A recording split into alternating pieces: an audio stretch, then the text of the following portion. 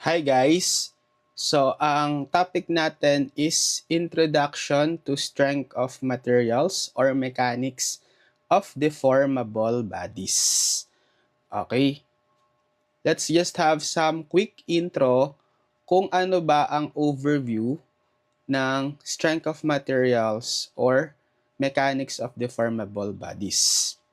So, sasabi, the three fundamental areas of engineering are engineering mechanics are statics, dynamics, and mechanics of materials. So, under ng engineering mechanics is yung statics, dynamics, and itong mechanics of materials or strength of materials. So, di ba alam na natin, yung statics and dynamics are devoted primarily to the study of external effects upon rigid bodies. That is, bodies for which the change in shape or deformation can be neglected. So kapag static saka dynamics, kaya yung subject natin, di ba, may course description na statics and dynamics of rigid bodies. Ibig sabihin ng rigid bodies, yung change in shape or deformation can be neglected. Okay? Devoted lang yon primarily sa study ng external effects. Yung mga applied load sa system or sa body, 'di ba? Pero hindi natin kino-consider yung magiging effect sa deformation noong body kapag statics and dynamics. So kapag statics, 'di ba? In equilibrium, in static equilibrium, summation of forces is equal to 0 and summation of moment equal to 0. Kapag dynamic equilibrium, di ba, pwedeng summation of forces is equal to MA. Yan. Next is yung mechanics of materials.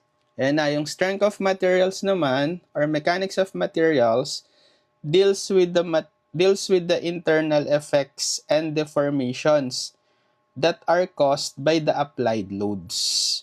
So, dito na nga natin pag-aaralan yung effect ng mga applied loads sa materials, kung ano yung magiging deformation nila or ano yung magiging stress.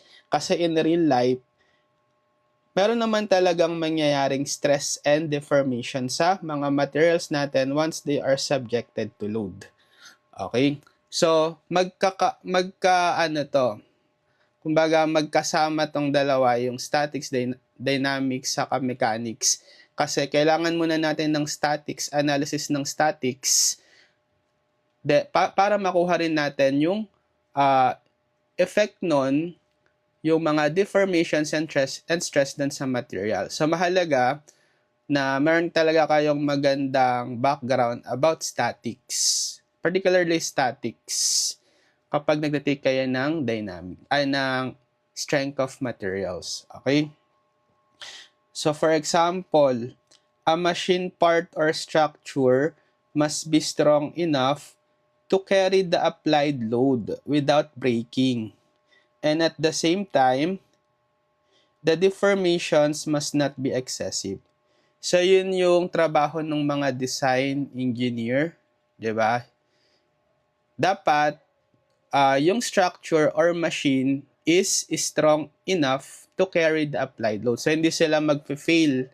Kailangan tama yung computation sa mga dimensions nila kapag may given applied load, depende rin sa materials, dapat nagwo-work lang sa allowable stress nila. Okay? Tsaka syempre, yung deformations is hindi masyadong malaki. Okay? Nililimitahan yung deformations or yung sa pagbabago ng shape ng material. Okay? Ngayon, the differences between rigid body mechanics and mechanics of materials can be appreciated if we consider the bar shown in figure below. Okay, meron daw tayong bar. The force P required to support the load W in the position shown can be found easily from equilibrium analysis.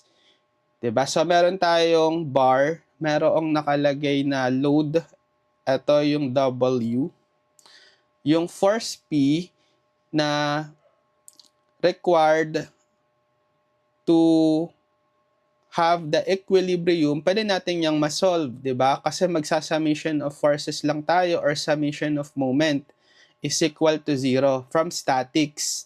Okay, so after we draw the free body diagram of the bar, summing moments about about the pin O, pin at O determines the value of P.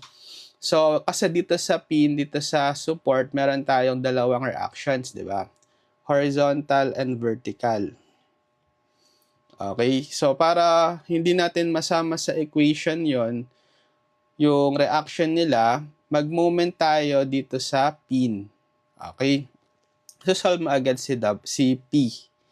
Okay, given the value ng W. So anong ginamit lang natin doon? Statics, di ba? Yung equilibrium, equation of equilibrium.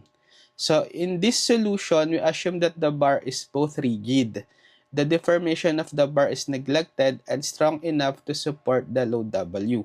So kapag sa statics, hindi natin pinapakialaman yung magiging effect netong weight doon sa dito sa natin sa bar. Okay? Kasi once na nga meron tayong mga loading sa isang body, magkakaroon yan ng effect, magkaka-stress sa deformation. Pero hindi natin kino-consider sa statics, di ba? Ang kino-consider lang natin is makuha yung mga value ng external load using the equilibrium equation. Okay?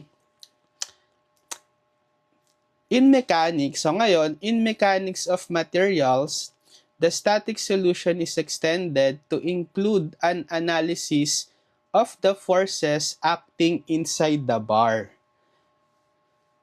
to be certain that the bar will neither break nor deform. Kasi yung in-applied nating mga load dito sa bar, yung meron sila, di ba external external load. Meron silang effect internally doon sa mismong bar na pwedeng mag-cause ng stress and deformation. So, yun yung further na aaralin natin sa mechanics of materials. Okay, yung mga stress and deformation due to external loadings. Okay? So, ngayon, punta na tayo sa analysis of internal forces or yun nga yung stress. Okay? The equilibrium analysis of a rigid body is concerned primarily with the calculation of external reaction, forces that act external to a body, and internal reactions, forces that act at internal connections. Ayun, di ba yan yung ginagawa natin kapag nasa equilibrium analysis tayo sa statics. Kinukuha natin yung mga value ng forces, external force, and pati doon sa mga internal reactions, diba? Yung mga support. So, in mechanics of materials, we must extend this analysis to determine internal forces, that is, forces that act on cross-sections that are internal to the body itself. Yan. In addition, we must investigate the manner in which these internal forces are distributed within the body. Only after these computations have been made can the design engineer select the proper dimensions for a member, select the material from which the member should be fabricated. So kapag na-analyze na natin yung equilibrium ng body or structure, so malalaman natin din doon yung internal effect. Okay? Kasi yung mga external load applied dun sa body, magkakaroon nga sila ng internal effect. Magkakaroon ng internal forces doon sa material. Yun din yung magsusupport sa equilibrium, magsusustain ng equilibrium. Yan. So kapag nalaman na natin yung mga internal forces dun sa body, mahalaga din kung malaman natin, hindi lang yung value nila, malaman din natin kung paano sila na-distribute doon sa body. doon sa specific cross-section na kino-consider. Kasi pwede kayo ditong mag-method of sections, magpapas kayo ng cutting plane, tapos may expose yung internal forces. Mamaya i-illustrate natin yon. So, kapag alam na natin yon, yung distribution ng internal forces, value ng internal forces doon sa body, doon pa lang natin madi-design. Yung mga design engineer, kung ano yung mga proper dimensions ng bawat member, halimbawa sa truss, sa structures, tsaka kung anong material yung gagamitin. Using yung mga formula ng strength, sa strength of material, such as yung stress, deformation, etc. na mapag-aaralan natin sa mga susunod na lesson. Okay? So sige, yung sinasabi kong illustration nun, yung pagkuha ng internal forces, ito, consider a body of arbitrary shape acted upon by the forces shown in figure. So, ito yung random shape body natin. So, merong mga external forces applied. Si F1, si F2, si F3, tsaka si F4. So, in statics, we would start by determining the resultant of the applied forces to determine whether or not the body remains at rest. If the resultant is zero, we have static equilibrium, a condition generally prevailing in structures. So, palagi sa pag-analyze nung system, statics part muna tayo. Okay?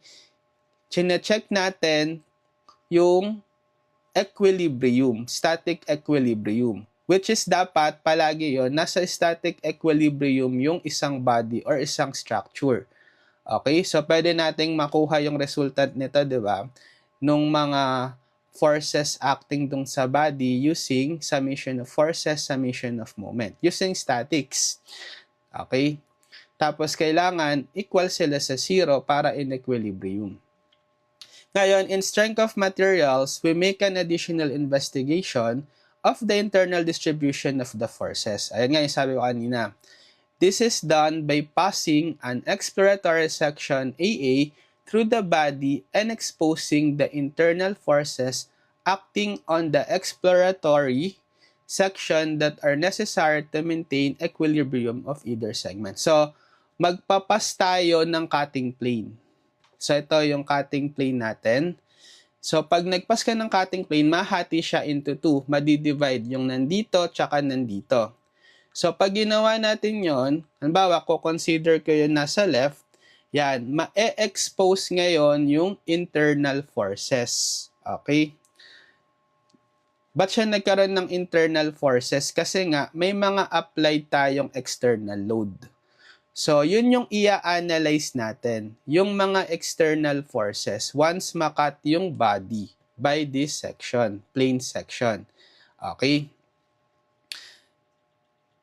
In general, the internal forces reduced to a force and a couple that for convenience are resolved into components that are normal and tangent to the section as shown below.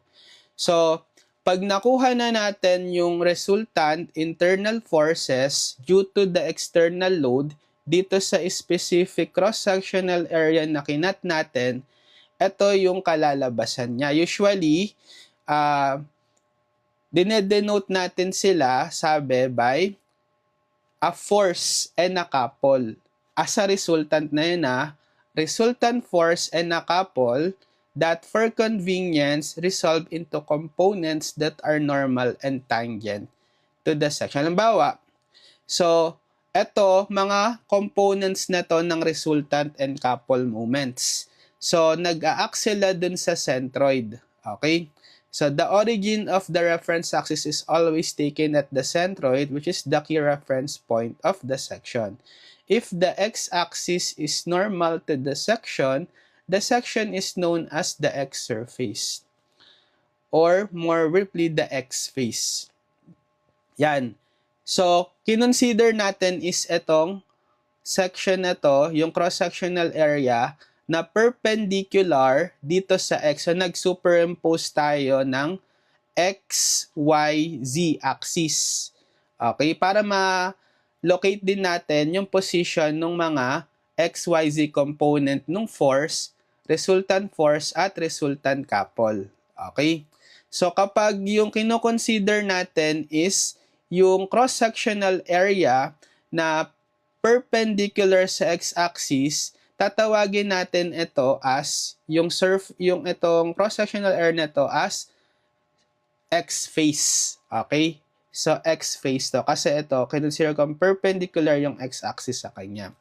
So ngayon, yung resultant force ni-resolve into component acting at the centroid origin. So, meron tayong force sa x-axis, force sa y-axis, saka force sa x-axis. 'Di ba parang sa sa statics, yung resultant is pwede mong ma-resolve into x and y component. Or kung sa 3D, pwede rin magkaroon sa magkaroon ng z component. So, ganun lang din yung ginawa dito. So, kung imagine niyo yung pinaka-resultant neto is somewhere pointing dito, 'di ba? Pag dinrawing natin. Extend as pointing dito sa atin. Ganun din sa couple moment. Yung pinaka-single couple, ni-resolve din into components in the x direction, y direction, and z direction. So makita nyo, naka-couple notation, dalawang arrow denotes a couple, tapos yung specific rotation nila. So ito pa ganito, ito pa ganyan, ito pa ganyan. Okay? So yung notation nga pala dito, 'di ba may notation tayo? So for the force, may pxx, pxy, pxc. So yung notation natin is denotes the direction of the force or moment component. Okay? Yung first subscript denotes the force on which the component acts. Okay? The second subscript indicates the direction of the particular component. Okay? So, dahil kinonsider natin na perpendicular sa x-axis itong cross-sectional area, yung magiging first subscript natin dun sa component, dun sa force is x. Okay, tapos yung second subscript, yung xyz, magde-denote na siya kung saang direction. So, kung sa x direction, x. Kung sa y direction, y. Kung sa z direction, z. Okay? Yan lang yung ibig sabihin ng subscript. Ganun lang din sa moment. Okay? So, sa moment din, dahil x-face yung kino-consider natin, yung cross-sectional area is perpendicular sa x-axis, puro mga subscript nila is x. Tapos, yung mga component, bakit to? Bakit z to? Sorry. Correction, this is xx. Yung mga second subscript nila is yung kung saan direction sa x and y axis. So, ito dapat xx, sorry. So, ito xx, x direction, ito xc, z direction, ito xy, y direction. Okay, so each component reflects a different effect of the applied load on the member and is given a special name as follows. So, itong kanya-kanyang component na to, may tawag yan sa strength of materials na iisa-isahin natin. So, ano yung tawag sa PXX? So, yung PXX, siya yung axial force or yung normal force. The component of the resultant force that is perpendicular to the cross-section, tending to elongate or shorten the bar called the normal force. So, ito yung PXX yung normal force or axial force. So, siya yung nag-elongate or shorten sa bar. Kasi, imagine ninyo, meron kang applied force perpendicular sa cross-sectional area. Kung siya is tension, i-elongate niya tong body, di ba? Hahatakin niya. Pero kung siya is compression, i-shorten niya kung pag ganito yung arrow. Papalitin niya. Tendency is ma-shorten yung body. Okay? So, yun yung normal force, Pxx. Okay?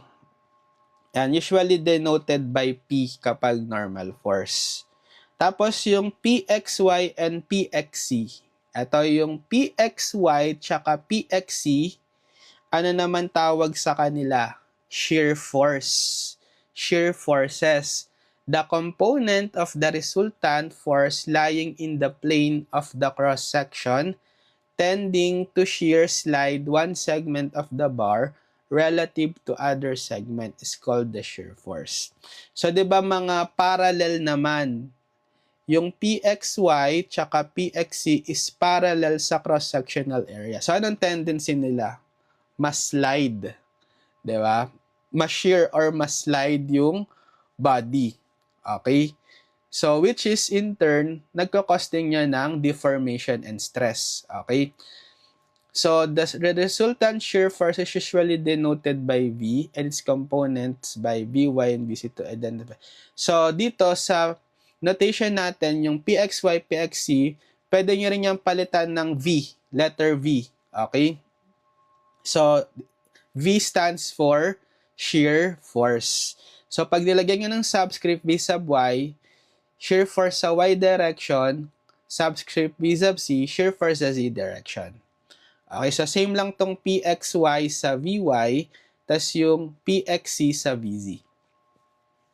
Next, ano naman yung MXX or usually denoted din siya by letter T. Siya yung torque. Ito. Yung moment, MXX, couple moment na to. Anong ginagawa nun? Okay?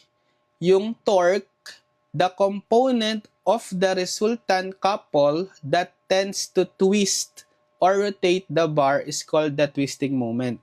So, di ba, pag meron kang in-apply na moment dito, perpendicular sa cross-section, matutwist. May imagine nyo, matutwist siya. Sige, mamaya papakita natin yung illustration kung paano yung deformation nila. Pero yun yung torque. Nagtutwist siya doon sa body. Okay? Usually denoted by T. Next, ano naman yung MXY tsaka XC? Bending moments naman sila. So, the components of the resultant couple that tends to bend the bar is called the bending moment. Or usually denoted lang siya by M. So, pag gusto nyo lagyan ng direction, subscript M sub Y, bending moment in the Y direction, and subscript M sub C, bending moment in the Z direction. So, ito yon, yung MXY tsaka MXC. Pinapabend nila yung body. So, ito yung illustration nung kung paano magde-deform yung mga body. Okay? So, ito yung undeformed. 'Di ba? Straight pa siya. Perpendicular dito sa fixed support. Kapag meron tayong in-apply na na axial load or normal force, tapos yung direction niya is tension, from the original undeformed shape, hahaba siya. Possible siyang mag-elongate. Napansin niyo, mas mahaba siya. Mas humaba siya ng onte. Nag-deform siya. Due to normal force, nag-elongate. Paano naman yung sa shear? Yung sa shear, 'di ba, parallel siya yung V. So, ang tendency, mas-shear. Okay? Baga, yung cross-sectional area, pwede niyang palaparin. Okay? Or paiksiin due to the shear force, parallel dun sa cross-sectional area. Tapos, yung twisting, ito, yung T, mapapansin nyo, magro-rotate yung object natin. Okay, makita nyo yung linya niya na straight line, tapos yung sa circular, 'di ba nagbago yung pagkaka-drawing. Ibig sabihin, nag-rotate siya, nag-twist siya. Medyo napaslant na to yung mga straight lines na to kasi nga nag-twist. Okay, nagkaroon siya ng twisting kapag may torque. Tapos yung bending naman, ang tendency, mabibend niya mismo yung yung object. Tulad nito, di ba, na bend. Pwede rin pa ganito or pa ganon, pababa. Okay? So, yun yung mga nagiging effect ng mga different forces applied sa body. Okay? So, merong normal force, may shear force, may torque, tsaka bending moment. Okay? Isa-isahin natin yan sa mga future lessons. Ang una nating i-discuss is normal force lang muna. Yung axial. Okay? So, sige. Up to this point, we have been concerned only within the resultant of the internal force system. However, in design, the manner in which the internal forces are distributed is equally important. This consideration leads us to introduce the force intensity at a point called stress, which plays a central role in the design of load-bearing members. So, yun na nga, kapag ka-analyze nyo nung mga applied load, nakuha nyo na yung mga external, yung internal load dun sa body, hindi lang sapat yon. Alam nyo yung applied internal load. Kailangan, meron kayong basis para ma-determine nyo kung gaano katibay yung isang material or yung strength ng materials, 'di ba? Yun yung tinatawag nating stress. Okay? Ibe-base natin sa allowable stress ng material. So, yung applied internal load na yon is kino-consider natin yung intensity niya at a point. Yun doon napapasok yung stress. So, halimbawa, ito yung cross-sectional area natin. Okay? Yan, kinat siya. Tapos na-expose yung internal force. So, mapapansin nyo, nag-drawing tayo dito ng ito yung resultant nung internal force denoted by delta R. So, sabihin, napakaliit. Kinonsider natin yung cross-sectional area na to na maliit, infinitesimal, denoted by delta A for area. Tapos, yung infinitesimal din na resultant applied to this cross-sectional area at O, denote ko by delta R. So, di ba kapag resultant, meron siyang component.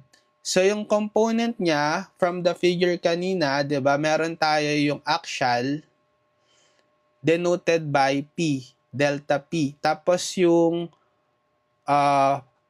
parallel dun sa cross-sectional area, yung shear, denote ko by V, di ba? So, delta V, delta P.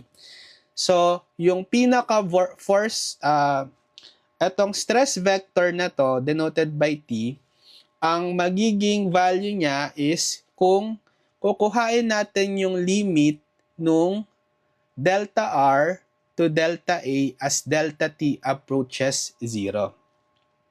Okay, so ito yung definition natin ng stress vector. So, yung limit nung delta R to delta A as delta A approaches 0. Ngayon, kung gagamitin natin yung pangalan nila kanina, 'di ba, yung perpendicular na component nung internal load, resultant nung internal load is normal siya, 'di ba? Tinatawag siyang normal component kasi perpendicular. Yan, usually dinedenote natin by sigma. Okay, so siya yung stress, normal stress, perpendicular doon sa cross-sectional area. Kapag kinuha natin yung limit nung, yung delta P, okay, to delta A, yung delta P, siya yung, yung nandito, yung delta P, di ba? Kasi siya yung component na perpendicular sa cross-sectional area. Kapag naman yung limit ng delta P over delta A, ito yung cross-sectional area, as delta A approaches 0, yun yung normal stress. Okay? Or kung gagamitan natin ng concept ng differential calculus, 'di ba equivalent to sa derivative nung P with respect to A. dP over dA. Ganon din sa shear. So sa shear stress naman, denoted by tau, kapag kinuha naman natin yung limit ng delta V, yung delta V is ito naman, yung parallel component nung resultant internal force, delta V over the cross-sectional area, delta A, as limit as delta A approaches 0, ito yung magiging formula natin ng shear stress. Or kung gagamitin din natin ng differential calculus, it is dV over dA. Yan. So ngayon, if the stress are uniformly distributed, which is usually yung gagamitin natin sa mga problems, okay? Sabihin, distributed normally, okay?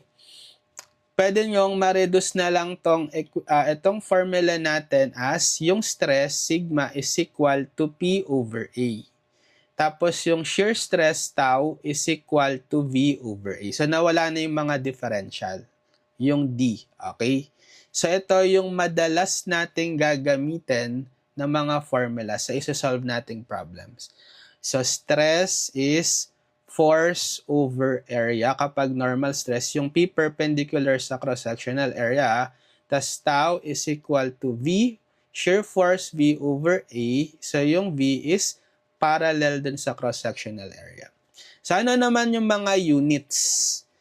So kapag SI, ang unit ng stress is, sa tau din, same lang, siya shear, is, 'di ba? P is force, so Newton, over A is area, so pwedeng M squared. So, 'di ba, 1 Newton per meter square is equal to 1 Pascal. Kaya, pwede rin siyang in Pascal. Kaso, usually in engineering, stress is usually expressed in megapascal or 10 to the 6 Pascal. Yan. So, note, pwede rin nating i-represent yung 1 megapascal as Newton per millimeter square. Bakit? Kasi, di ba yung millimeter square is 10 to the negative 3 meter. Yung millimeter is 10 to the negative 3 meter. I-square mo siya, yan, so madi-distribute yung 2, magiging 10 to the negative 3 times 2, 10 to the negative 6, tapos m squared. So, itong 10 to the negative 6, pwedeng umangat ng numerator kasi negative exponent siya. Magiging 10 to the 6 Newton per meter square. Yung 10 to the 6, diba, mega yon, mega. So, kaya 1 megapascal is equal to 1 Newton per millimeter square. Ano naman kapag English units? So, kapag English units, yung force is measured in pound force, LB, over yung area is in inch square. So, kapag tinawag natin siya in acronym, pwede siyang PSI, pound per square inch. Okay? Paano kapag kips? Pag kips, di ba yung kips is equivalent siya sa 1 kip or K, 1,000 pound. So, ibig sabihin, 1,000 pound per inch square lang. Or, in acronym KSI, kilo pound per square inch. So, 1 KSI, therefore, is 1,000 PSI. Diba? So, yan yung mga unit, tandaan natin for stress. Yan. So, dako na tayo sa simple stress. So, simple stress, there are 3 types of simple stresses, namely, normal stress, shearing stress, and bearing stress. As far as yung mga pag-aaralan natin is concerned. Ito yung normal stress, shearing stress, and bearing stress. Yan. So ngayon, let's focus first on the normal stress. Ano yung normal stress? So normal stress develops when a force is applied perpendicular to cross-sectional area of the material. If the force is going to pull the material, the stress is said to be tensile stress, and compressive stress develops when the material is being compressed by two opposing force. So, yun nga yung normal stress kapag meron tayong in-applied na axial load dun sa cross-sectional area. Dapat perpendicular. Tulad nito, etong bar, yung cross-sectional area niya is the circle, right? So, etong force P is perpendicular, 90 degree. Ganun din dito. So, ang direction ng P is away doon sa cross-sectionals, both sa dulo. Sabihin, ine-elongate, di ba? Tension. Pero kapag yung direction naman ng force is towards dun sa cross-sectional area in both ends, kino-compress. So, pwede siyang ma-shorten. Ito pwedeng humaba, ma-elongate. The resisting area is perpendicular to the applied force, thus normal. Yes, the tensile stress applied to bar tends the bar to elongate. Yun nga, elongate kapag tensile, while compressive stress tend to shorten. Pinapalit niya naman. And yung P is the applied normal load and A is the area. Okay, the maximum stress in tension or compression occurs over a section normal to the load. So, ganun nga yung formula natin kapag normal stress, parang sa kanina lang din, force over area. Okay? Pwedeng tensile or compressive stress. So, for example, let us consider two bars of equal length but different materials and cross-sectional area. Which is stronger? Etong bar 1, pareho lang naman silang may applied na 500 Newton. Bar 2, pero magkaiba lang yung cross-sectional area nila. Okay, so yung bar 1, may cross-sectional area siya na 10 mm square. Tapos yung bar 2, cross-sectional area na 1,000 mm square. So, hindi natin pwedeng i-judge by merely looking. 'Di ba? Baka isipin nyo manipis. Mas manipis tong bar 1. Mas mahina na siya kaysa sa bar 2. Kapag parehong in-apply yung 500 Newton. Hindi. Dapat ibabase nyo sa formula. Yun nga, gagamitan natin yung stress. Kung sinong may mas malakas na stress, allowable stress, mas mataas, siya yung mas stronger. Okay, so sige. Ano yung stress formula?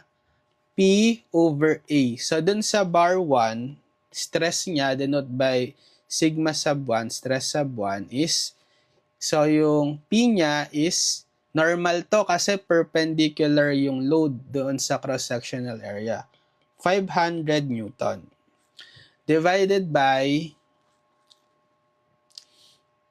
cross-sectional area niya 10 mm square. Yan. So, ilan yan?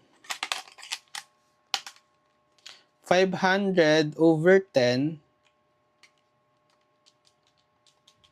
50. Di ba pag Newton per millimeter square, Pascal na yon? I mean megapascal. Or kung gusto nyo i-compute, pwede siyang 500 over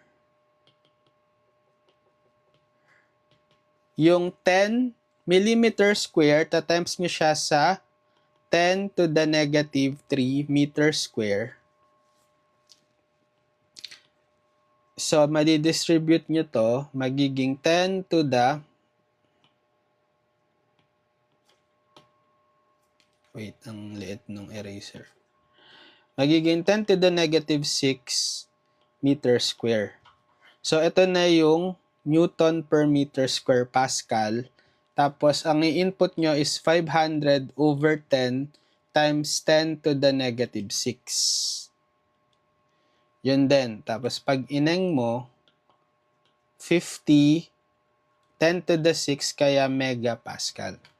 So next, dito naman sa stress nung pangalawang bar. Bar is, yung P niya is same lang, 500 Newton. Okay. Divided by, ano siya, 1,000. 1,000 millimeter square. Or pwede siyang 500 Newton divided by 1,000 times 10 to the negative 6 meter square, di ba? Yan. Pwede mo tong i-compute na lang as 500 over 1,000, 0.5 megapascal. Or kapag ito, 500 divided by 1,000 times 10 to the negative 6.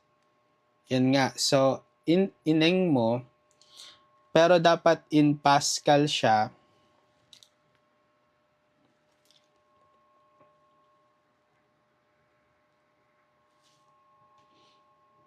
Pareho lang.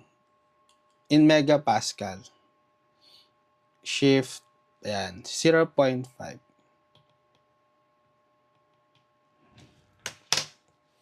Okay, so ano yung mas mataas yung stress, allowable stress? Obviously, ito, si bar 1. Kasi tandaan nyo, di ba from the formula,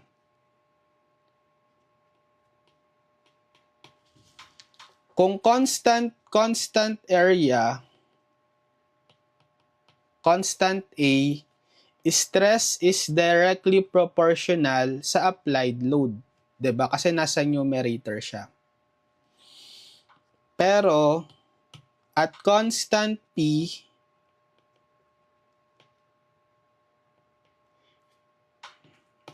o sabihin ko na rin is stress is mababa kung mababa din yung force.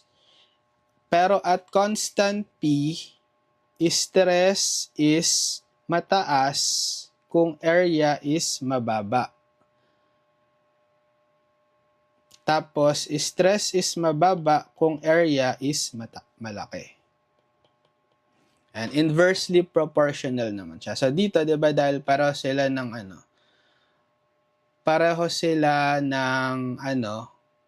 P, mas maliit yung cross-sectional area ni bar 1 kesa kay 2. Eh di ang tendency, mas mataas yung magiging stress niya kesa kay bar 2. Okay?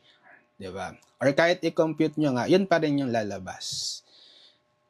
50 megapascal kay stress 1, kay bar 1, 0.5 megapascal kay bar 2. Ayun. So, siguro yun lang muna yung concept ng normal stress introduction. So, magsosolve na tayo ng mga problems.